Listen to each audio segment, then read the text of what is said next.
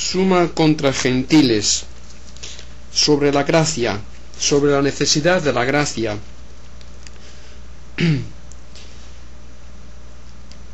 Libro tercero, capítulo 147. El hombre necesita el auxilio divino para conseguir la bienaventuranza. Como por lo dicho anteriormente, capítulo 112, se ve que la divina providencia gobierna a las criaturas racionales de distinta manera que a las otras cosas, en atención a que por su naturaleza son diferentes de las demás. Queda por demostrar que por dignidad del fin, la divina providencia les aplica también un género más elevado de gobierno. Pues consta que, en conformidad con su naturaleza, llegan a una participación mayor del fin, porque siendo de naturaleza intelectual, pueden alcanzar con su operación la verdad inteligible, lo cual no compete a los seres que carecen de entendimiento, y así, puesto que por la operación natural llegan a la verdad inteligible, es evidente que Dios las provee de distinta manera que a otras cosas, pues al hombre le fueron dados el entendimiento y la razón para que con ellos pudiera discernir e investigar la verdad, y se le dieron también las potencias sensitivas internas y externas que le ayudan a investigarla, y el uso del lenguaje mediante el cual uno puede manifestar a otro la verdad concebida en su entendimiento, para que de este modo se ayuden los hombres mutuamente en el conocimiento de la verdad y en las demás cosas necesarias para la vida, ya que el hombre es un animal naturalmente social. Pero además el fin último del hombre consiste en cierto conocimiento de la verdad que excede su poder natural, o sea, en ver a la misma verdad primera en sí, según antes se demostró, capítulo 50. Mas el poder alcanzar un fin que supere la capacidad natural no compete a las criaturas inferiores. Luego es necesario que en relación a este fin se establezca la distinta manera de gobernar a los hombres y a las demás criaturas inferiores. Ahora bien, lo que se ordena al fin ha de ser proporcionado con él. Luego, si el hombre se ordena a un fin que excede su capacidad natural, necesita recibir de Dios algún auxilio sobrenatural por el que tienda a dicho fin. Un ser de naturaleza inferior no puede ser elevado a lo que es propio de una naturaleza superior, ni es en virtud de ésta. Por ejemplo, la luna que no luce por sí misma se hace lúcida por la virtud y acción del sol, y el agua que no calienta por sí misma se hace cálida por la virtud y acción del fuego. Mas el ver a la verdad primera en sí misma sobrepasa de tal modo la capacidad de la naturaleza humana que sólo es propio de Dios, según se demostró en el capítulo 52. Por tanto, el hombre necesita el auxilio divino para llegar a dicho fin. Cada cosa alcanza el fin último mediante su operación, mas la operación recibe su virtud del principio operante. Por ejemplo, mediante la acción del semen se engendra algo en una especie determinada, cuya virtud preexiste en el semen. En consecuencia, el hombre no puede llegar mediante su operación al fin último, que supera la capacidad de las potencias naturales, a no ser que su operación reciba de la virtud divina la eficacia de conducir a dicho fin.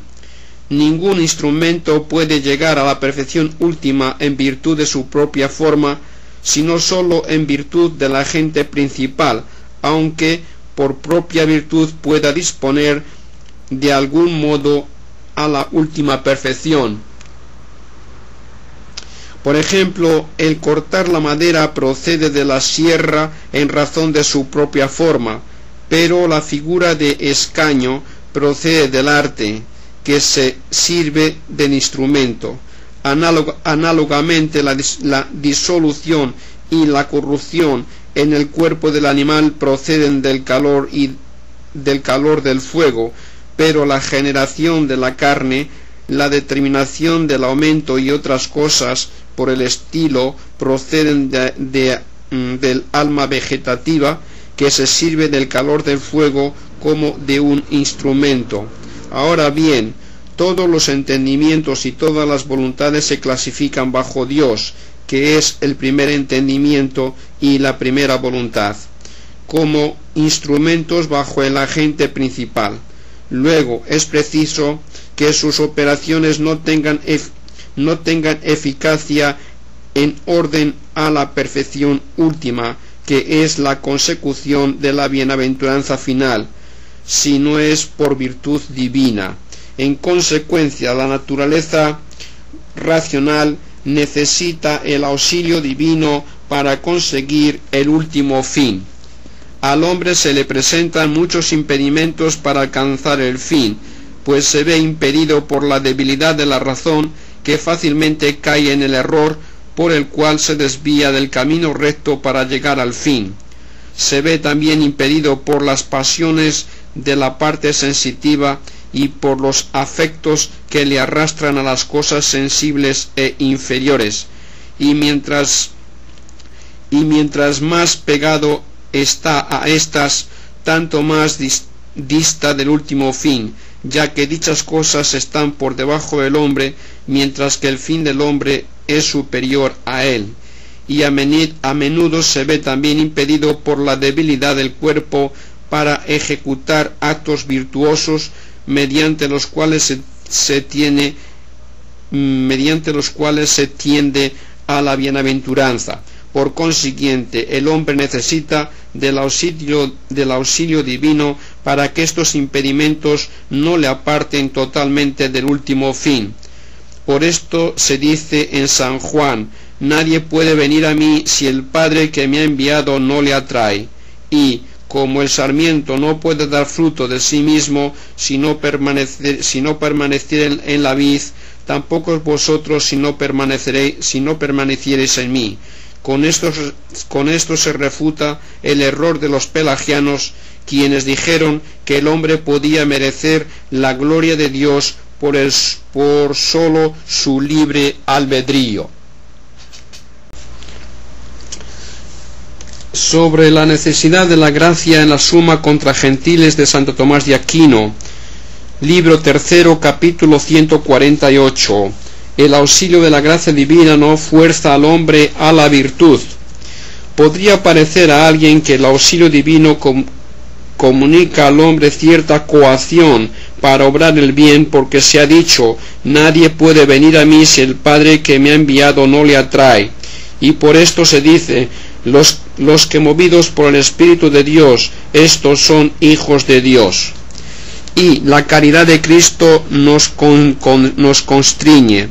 En efecto, ser arrastrado, movido y urgido parece importar cierta coacción, pero se demuestra claramente que esto no es verdad, porque la divina providencia provee a todas las cosas en conformidad con su ser, según se demostró en el capítulo 71.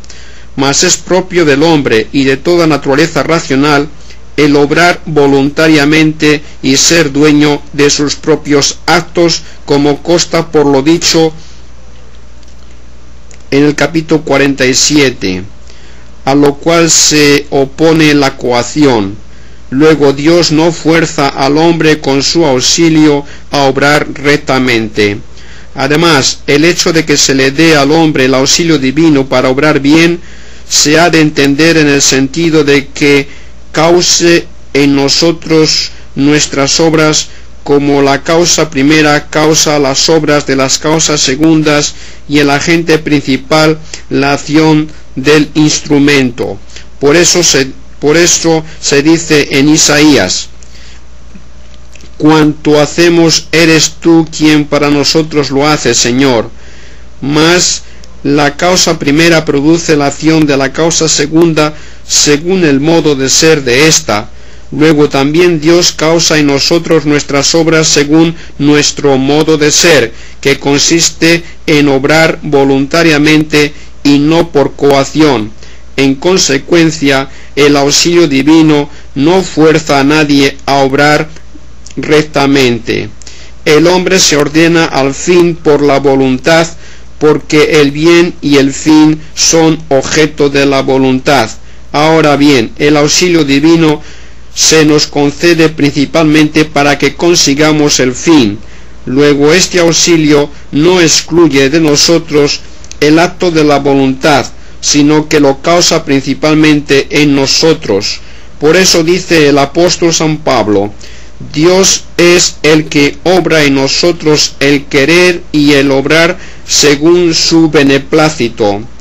Mas la coacción excluye en nosotros el acto de la voluntad, pues por coacción hacemos lo contrario de lo que queremos. En consecuencia, Dios no nos fuerza con su auxilio a obrar rectamente. El hombre llega a su último fin por los actos de las virtudes, pues la felicidad se considera como el premio de la virtud. Pero los actos forzados no son actos virtuosos, porque lo principal en las virtudes es la elección, que no puede existir sin lo voluntario, cuyo contrario es lo violento. Luego el hombre no es forzado por Dios a obrar rectamente. Lo que se ordena al fin debe estar en proporción con él. Ahora bien, el último fin, que es la felicidad, no corresponde sino a los agentes voluntarios que son dueños de sus actos. Por esto no llamamos felices a los seres inanimados ni a los animales brutos, a no ser metafóricamente. Por tanto, el auxilio que Dios da al hombre para alcanzar la felicidad no le coacciona. De aquí que se diga en el Deuteronomio: mira, hoy pongo ante ti la vida con el bien, la muerte con el mal. Si oyes el precepto de Yahvé, tu Dios, que hoy te mando de amar a Yahvé tu Dios y sigue sus caminos. Pero si se aparta tu corazón y no escuchas, hoy te anuncio que irás a la ruina segura. Y en el eclesiástico, ante el hombre están la vida y la muerte. Lo que cada uno quiere le será dado. Sobre la gracia en la Suma contra Gentiles de Santo Tomás de Aquino. El hombre no puede merecer el auxilio divino. Libro tercero, capítulo 149. El hombre no puede merecer el auxilio divino. Lo dicho manifiesta claramente que el hombre no puede merecer el auxilio divino. En efecto, cada cosa se comporta materialmente con respecto a lo que es superior a ella, pero la materia no se mueve a sí misma a la perfección, sino que necesita ser movida por otro. Luego el hombre no se mueve a sí mismo para alcanzar el auxilio divino, antes bien, para conseguirlo es movido por Dios. Sin embargo, la moción del motor precede al movimiento del móvil en razón y causa. En consecuencia, no se nos concede el auxilio divino porque nosotros nos movemos hacia él mediante las buenas obras, sino que más bien progresamos mediante las buenas obras porque nos predispone el auxilio divino. El agente instrumental no dispone a la perfección que ha de dar el agente principal, sino obrando en virtud de dicho agente. Por ejemplo, el calor del fuego no prepara más la materia para asumir la forma de carne que otra forma, como no sea obrando en virtud del alma. Ahora bien, nuestra alma obra bajo la acción de Dios como obra el agente instrumental bajo la acción del principal. Luego, el alma no puede disponerse a recibir el efecto del auxilio divino, sino obrando por virtud divina. Por consiguiente, nuestra alma, más que adelantarse al auxilio divino como mereciéndole o disponiéndose a él, es predispuesta por dicho auxilio para obrar bien. Ningún agente particular puede predisponer universalmente a la acción del primer agente universal, puesto que toda acción de un agente particular recibe su origen del agente universal. Como vemos que todo movimiento de las cosas inferiores es predispuesto por el movimiento celeste, pero el alma humana está ordenada bajo Dios como el agente particular lo está bajo el agente universal. Luego es imposible que haya en ella un movimiento recto que no esté predispuesto por la acción divina. Por eso San Juan dice el Señor: sin mí nada podéis hacer. Cuando en la retribución del premio se observa la igualdad de la justicia, el premio está proporcionado al mérito, mas el efecto del auxilio divino, que excede la capacidad natural, no está en proporción con los actos que el hombre produce naturalmente. Por consiguiente, el hombre no puede merecer dicho auxilio con tales actos. El conocimiento precede al movimiento de la voluntad.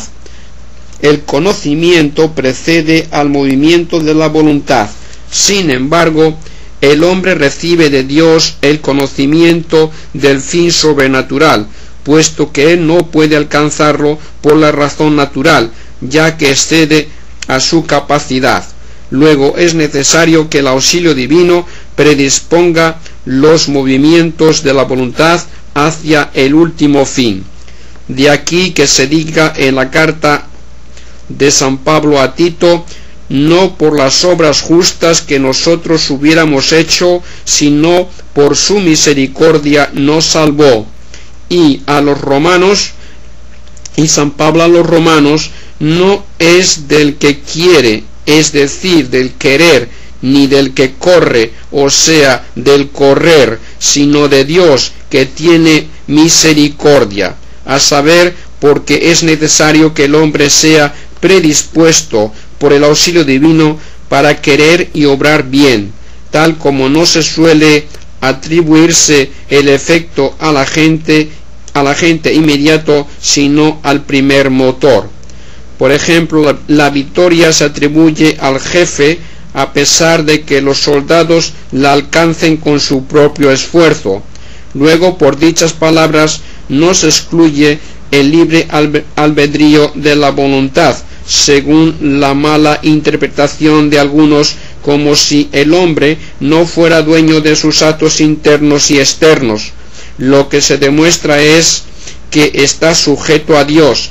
Se dice en los Trentos: conviértenos a ti, oh Yahvé, y nos convertiremos, lo cual revela que nuestra conversión a Dios es preparada por el auxilio divino que nos convierte.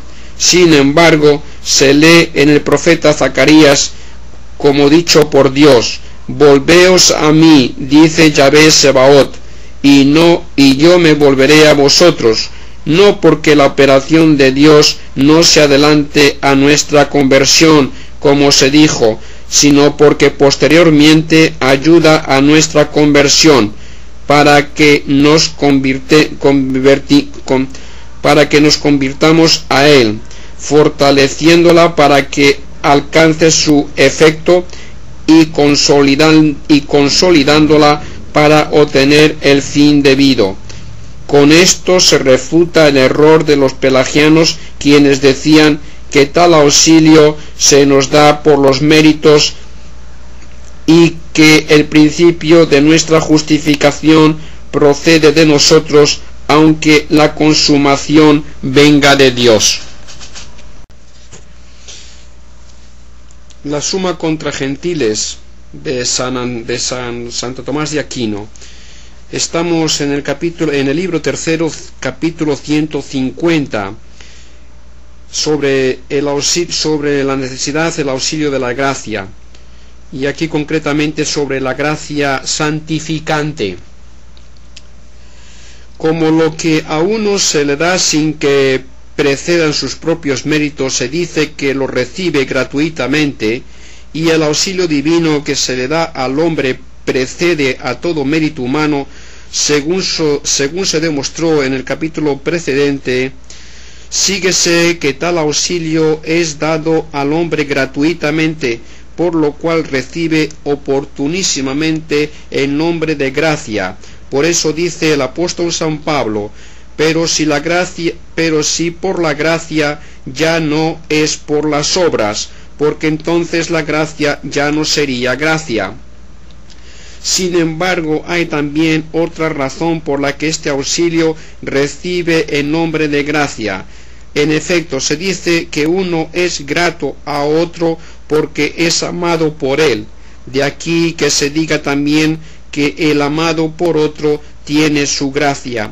Ahora bien, es esencial al amor que quien ama quiera y obre el bien para aquel a quien ama.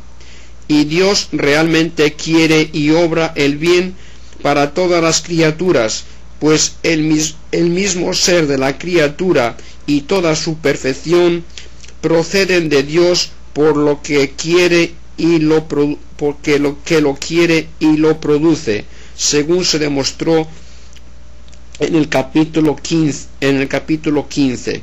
Por eso se dice: pues amas todo cuanto existe y nada aborreces de lo que has hecho. Pero hay que considerar una razón especial del amor divino para con aquellos a quienes auxilia en la consecución del bien que supera el orden de su naturaleza, a saber, la fruición perfecta, no de un bien creado, sino del mismo Dios.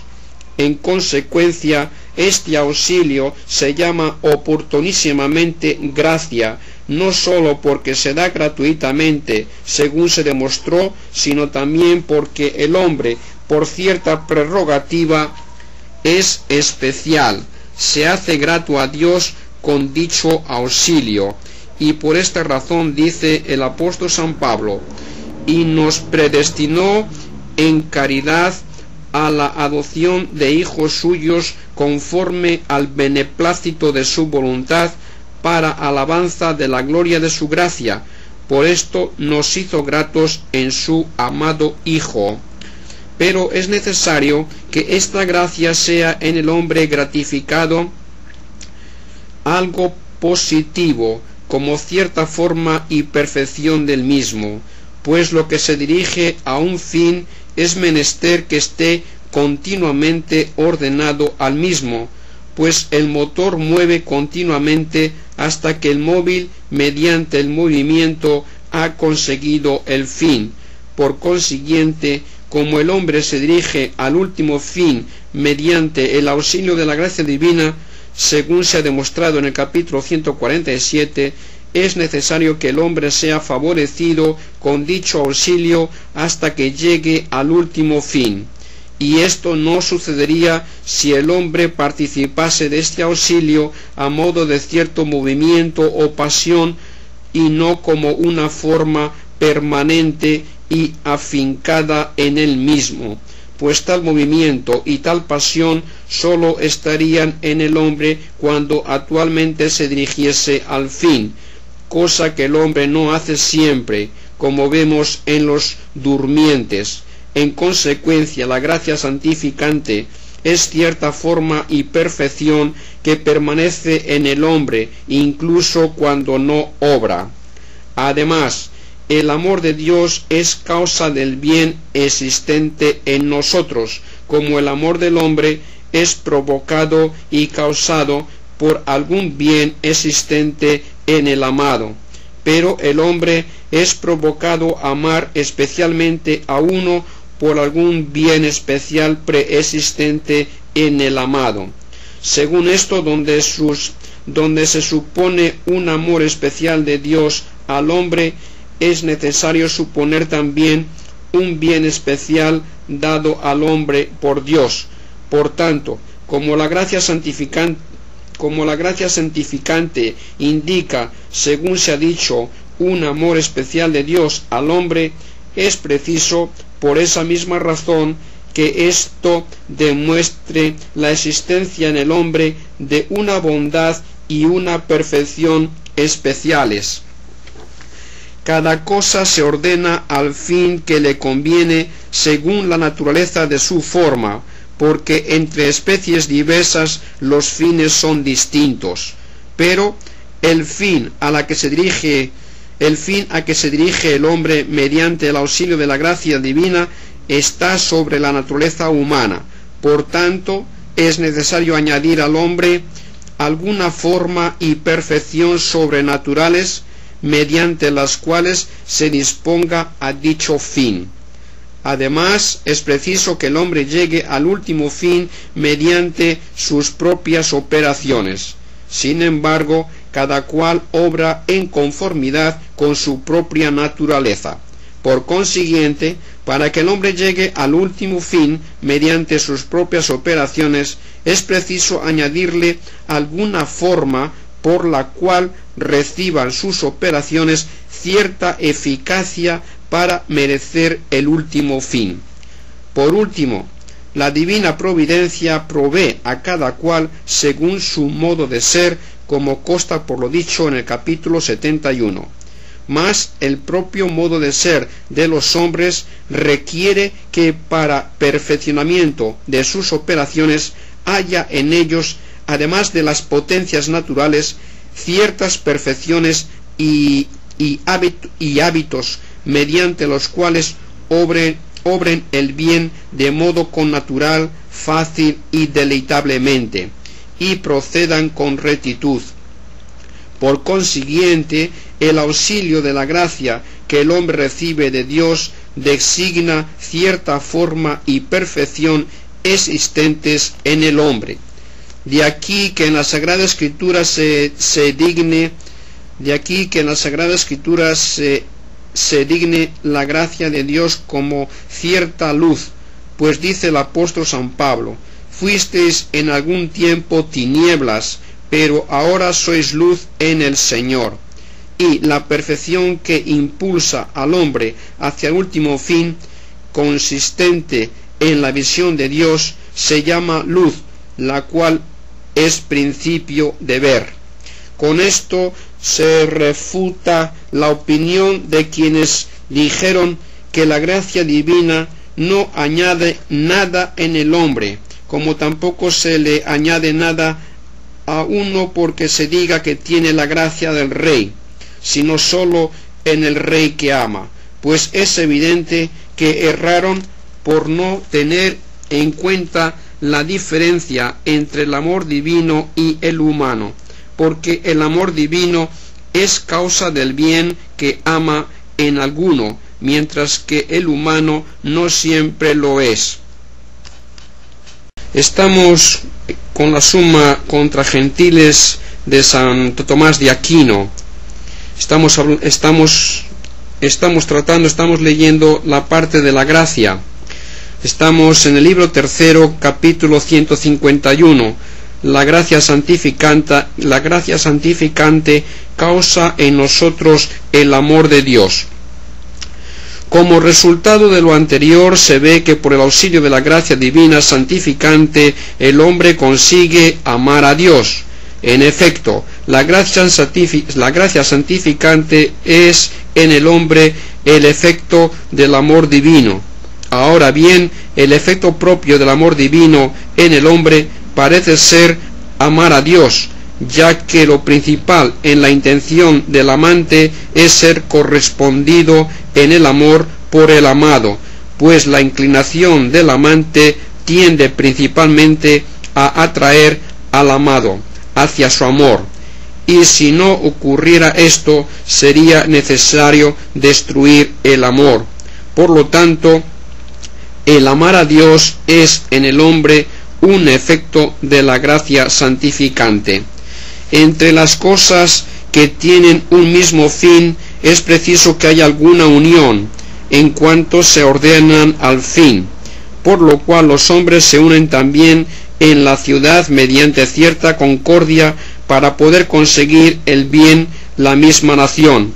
Y los soldados deben unirse también y obrar acordes en la batalla para conseguir la victoria, que es el fin común. Mas el fin último al cual es llevado el hombre por el auxilio de la gracia de Dios es la visión de la esencia divina, que es propia del mismo Dios, y de este modo el fin final es comunicado al hombre por Dios. Luego el hombre no puede ser llevado a este fin si no se une a Dios, conformando su voluntad con la suya, porque es propio de los amigos el querer y no querer las mismas cosas, el gozarse y condolerse de las mismas cosas. En consecuencia, por la gracia santificante, el hombre se convierte en amador de Dios, como quiera que el hombre se dirige por ella al fin que Dios le comunica. Como el fin y el bien son el objeto propio del apetito o del afecto, es menester que por la gracia santificante que dirige al hombre al fin último, se perfeccione principalmente el afecto del hombre. Ahora bien, la principal perfección del afecto es el amor, pues nadie desea o espera o se goza a no ser por el bien amado, e igualmente nadie huye o teme o se entristece o se irrita a no ser por lo contrario al bien amado. Luego, el efecto principal de la gracia es que el hombre ame a Dios. La forma por la cual una cosa se ordena a un fin le da cierta semejanza con el fin. Por ejemplo, el cuerpo adquiere por la forma de la gravedad la semejanza y conformidad con el lugar hacia el cual se mueve naturalmente.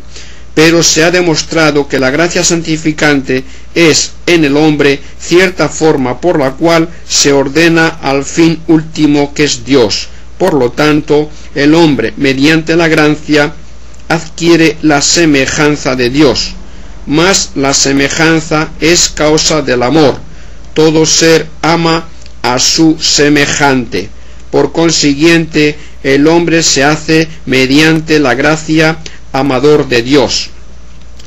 Para que una operación sea perfecta, se requiere también que uno obre constantemente y prontamente, y esto lo hace el amor, por el cual aún las cosas difíciles parecen ligeras. Luego, como quiera que por la gracia santificante las operaciones del hombre deben hacerse perfectas, según consta por lo dicho en el capítulo precedente, es preciso que mediante la misma gracia se constituya en nosotros el amor de Dios. De aquí que diga el apóstol San Pablo: el amor de Dios se ha derramado en nuestros corazones por virtud del Espíritu Santo que nos ha sido dado. Y el Señor promete a sus amadores su propia visión, diciendo: el que me ama a mí será amado de mi Padre, y yo le amaré y me manifestaré a él. Y por esto se ve que la gracia que conduce al fin de la visión divina causa en nosotros el amor de Dios. Seguimos, estamos con la suma contra gentiles de Santo Tomás de Aquino. Estamos en el libro tercero, capítulo 152. La gracia divina causa en nosotros la fe. Y porque la gracia divina causa en nosotros la caridad, capítulo precedente, es necesario que cause también la fe. El movimiento con el cual nos dirigimos mediante la gracia al fin último es voluntario, no violento, como se demostró arriba en el capítulo 148. Ahora bien, no puede existir un movimiento voluntario hacia una cosa si tal cosa no es conocida. Luego es necesario que mediante la gracia se nos anticipe el conocimiento del último fin para que nos dirijamos a él voluntariamente. Pero el conocimiento no puede ser en esta vida una visión clara, según se probó arriba en el capítulos 48 y 52. Luego es necesario que sea un conocimiento por medio de la fe. En cada conocente, el modo del conocimiento sigue al modo de la propia naturaleza, por lo cual el modo del conocimiento del ángel, del hombre y del animal bruto es distinto, en cuanto que sus naturalezas son diversas, como consta por lo dicho en los capítulos 68, 92, 96 y siguientes. Mas para obtener el último fin se le añade al hombre sobre la propia naturaleza cierta perfección, o sea, la gracia, como se ha demostrado en el capítulo 150. Luego es preciso también que sobre el conocimiento natural del hombre se añada cierto conocimiento superior a la razón humana, y este es el conocimiento de la fe, que versa sobre lo que no ve la razón natural. Siempre que una cosa es movida por un agente para alcanzar lo que es propio de dicho agente, es preciso que esté desde un principio sometida a las impresiones del agente, como a impresiones ajenas y no propias, hasta que se las apropia en el término del movimiento. Por ejemplo, el leño primero es calentado por el fuego, y aquel calor no es propio del leño, sino extraño, externo a su naturaleza. Pero al fin, cuando el leño ya está encendido, el calor se hace propio y connatural.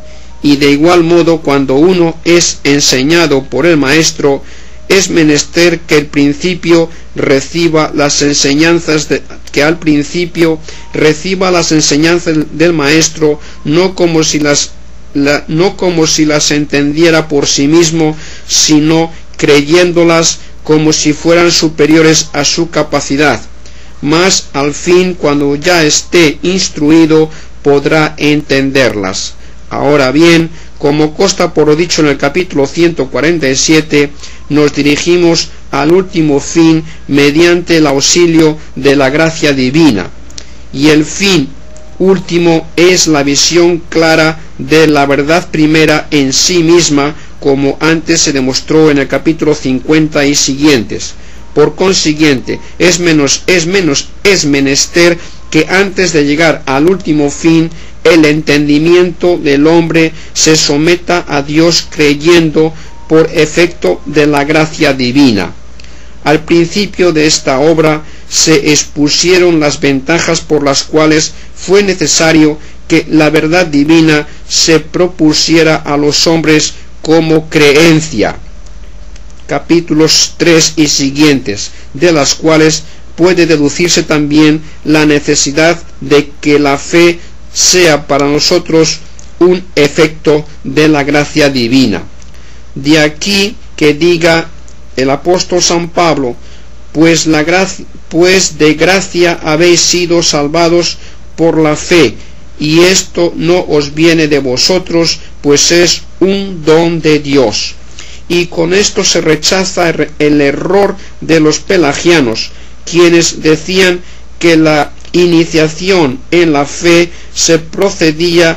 no procedía de Dios, sino de nosotros mismos. Seguimos con la Summa contra Gentiles de Santo Tomás de Aquino, en el libro tercero, capítulo 153. La gracia divina causa en nosotros la esperanza. Puede demostrarse también por estas mismas razones que la esperanza de la bienaventuranza futura es causada en nosotros por la gracia. En efecto, el amor al prójimo proviene del amor que el hombre se tiene a sí mismo, pues uno se comporta con relación al amigo como con relación a sí mismo. Pero uno se ama a sí mismo al querer el bien para sí, como ama a otro cuando quiere el bien para él. Luego es preciso que si el hombre se siente afectado por su propio bien, se le impulse para que se afecte por el bien del prójimo. Es preciso que si el hombre se siente afectado por su propio bien, se le impulse para que se afecte por el bien del prójimo. Por consiguiente, por el hecho de esperar un bien de otro, se le proporciona al hombre un camino para amar como a sí mismo a aquel de quien espera el bien, pues se ama a otro como a sí mismo cuando el que ama quiere su bien, aunque no le reporte nada. Según esto, como la gracia santificante causa en el hombre el amor de Dios por sí mismo, capítulo 151, resulta que el hombre alcanza también por la gracia la esperanza en Dios. Mas la amistad por la cual uno ama a otro como a sí mismo, aunque no sea por propia utilidad, reporta sin embargo muchas ventajas, en cuanto que cualquier amigo favorece a otro como a sí mismo. Por eso es preciso que cuando uno ama a otro y sabe que es correspondido, tenga esperanza en él. Ahora bien, mediante la gracia el hombre se convierte de tal manera en amador de Dios por el afecto de la caridad, que incluso es instruido por la fe de que es amado por Dios con anterioridad, según aquello de San Juan. En eso está la caridad, no en que nosotros hayamos amado a Dios, sino que Él nos amó primero. Síguese pues que por el don de la gracia el hombre tiene esperanza en Dios, y esto demuestra a la vez que así como la esperanza es la preparación del hombre para el verdadero amor de Dios, así también por el contrario el hombre se consolida en la esperanza mediante la caridad. En todo amante nace un deseo de unirse a su amado, tanto cuanto sea posible, y por eso la convivencia es agradabilísima para los amigos. Luego, si mediante la gracia el hombre se convierte en amador de Dios, es preciso que nazca en él un deseo de unión con Dios tanto cuanto le fuese posible. Ahora bien, la fe nacida de la gracia declara que es posible la unión del hombre con Dios según la fruición perfecta en la cual consiste la bienaventuranza. Luego, el deseo de esta fruición en el hombre es efecto del amor de Dios. Pero el deseo de una cosa molesta al alma del que desea, a no ser que haya esperanza de conseguir. Pero el deseo de una cosa molesta al alma del que desea, a no ser que haya esperanza de conseguirla. En consecuencia, fue conveniente que en los hombres en quienes la gracia produjo el amor de Dios y la fe, también se produjera la esperanza de la bienaventuranza futura. Si apareciese alguna dificultad en lo que se ordena a un fin deseado, ofrece consuelo la esperanza de conseguir el fin.